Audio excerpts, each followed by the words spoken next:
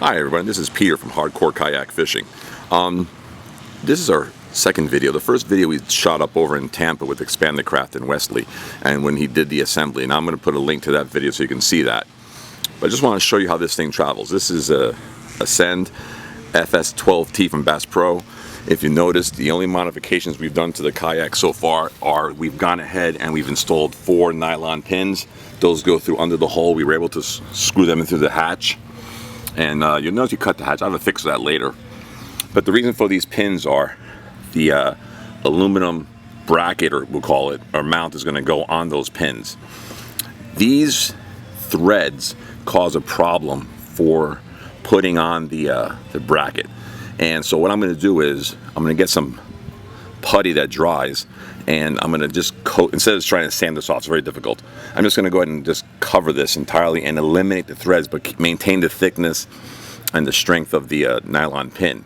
And you see that there's 4 of those pins throughout the kayak.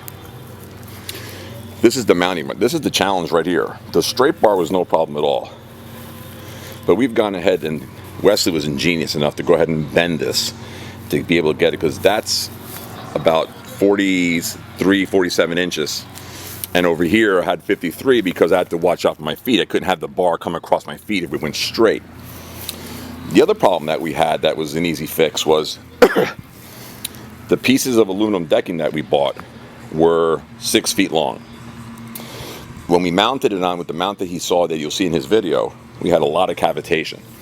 So I went to a local shop and they went ahead and cut the deck and did some reinforcement. It was really straightforward. I didn't even think of this filming because I was too busy working with the guys doing it to get it done. We literally got this done. All this welding you're seeing here, we got this done in about 20 minutes. It was incredibly fast. They did a great job. Everything's nice and clean, super strong. And then here you have the Expandacraft pontoon. It's a 12-foot pontoon, comes in 3 pieces.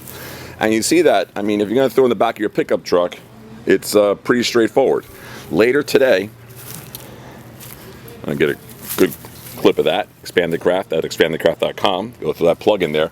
Again, I don't get paid for this stuff from him. I just think it's a great product for this application. We're going to mount an engine mount on that shortly, and that's going to drop the original application about 4 inches.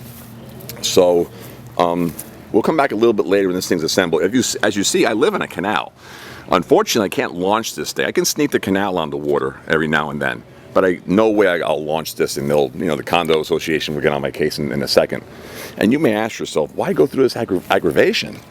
And it's pretty simple. I live in a 2-bedroom condo in a beautiful South Florida. I love to fish.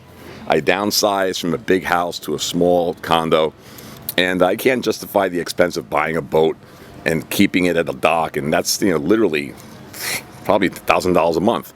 So this is a simple solution. The whole thing cost, I bought the kayak used. The setup from Expandacraft was extremely affordable with sounder and everything else. I'm under $2,000, and that's it, no payments. I throw it in the back of my pickup truck and I'm good to go. And that's why we're doing this. So it is a lot of work, but if you love to fish and love to be out in the water, this is a great way to do it. And we'll come back a little bit later. That's what the whole setup looks like. If you notice, the pins, all 4 pins for the kayak are very difficult to put in on land. They go in easier once you're floating. You can maneuver things around. So once I get to the water, I'll be able to, well, this whole thing's coming apart anyway to move it. But what I wanted to show you was how I'm determining the engine placement. I'm seeing now that I probably could have left a little bit more deck. I probably left deck out to about here, but I mean, too late now.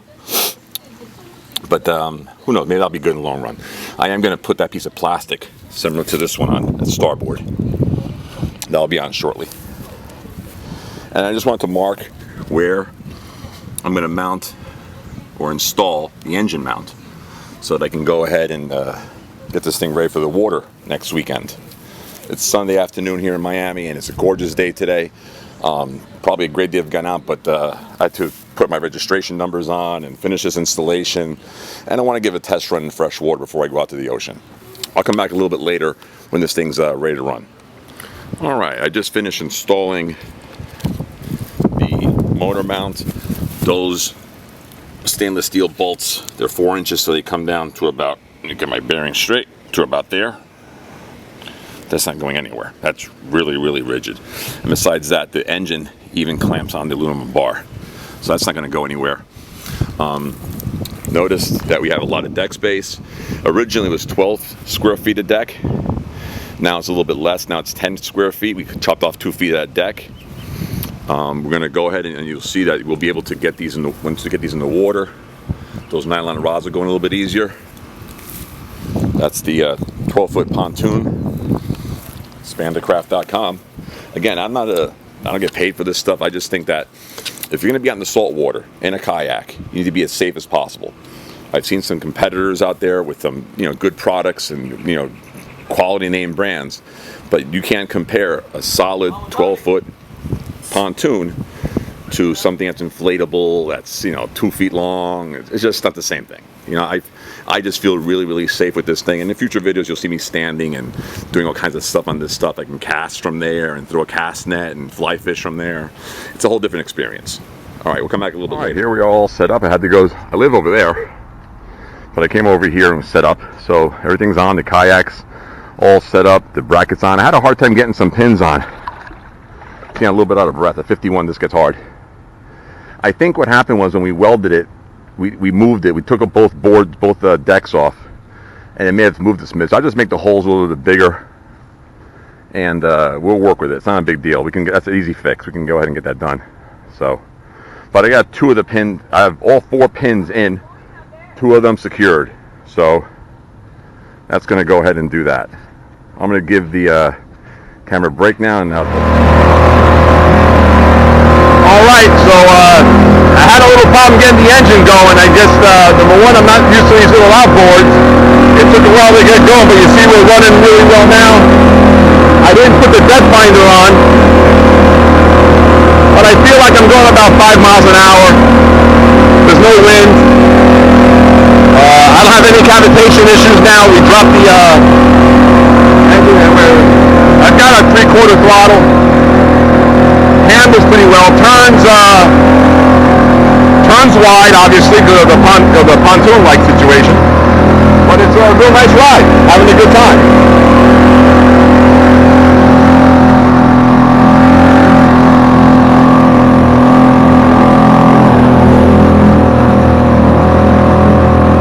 Enjoying the Sunday afternoon here on the lake.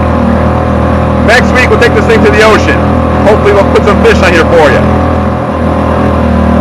Alright, this is Peter from Hardcore Kayak Fishing. Enjoy!